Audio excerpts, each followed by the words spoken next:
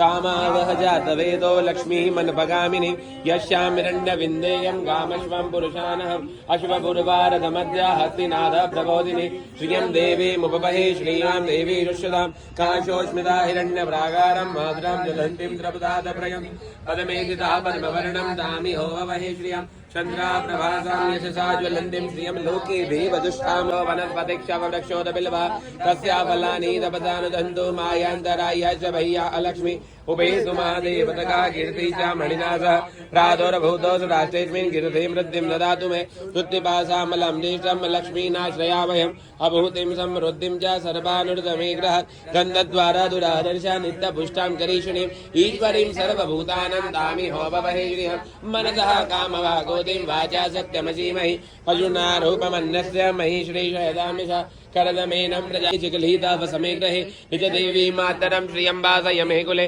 आद्रां पुष्करणीं पुष्टिं पिङ्गलं पद्ममालिनी चन्द्रामृणमयीं लक्ष्मीं जातवेदो महावः आद्रां यः करणीं यष्टिं सुवर्णां हेममालिनी सूर्यामृणमयीं लक्ष्मीं जातवेदो महावः तामावः जातवेदो लक्ष्मीमनभगामिनी यस्यामिरण्डं प्रभूतं गावो दाशोश्वानविन्देयं पुरुषानहं यः सुधी प्रहतो बुधवाजो यादाजवन्मः सुकृतं पञ्चतररजं च श्रीकामा सततं जपेत् ॐ श्री शते लक्ष्मी जापदन वहोरात्रे पार्श्वे नक्षत्राणि रूपवती व्यातं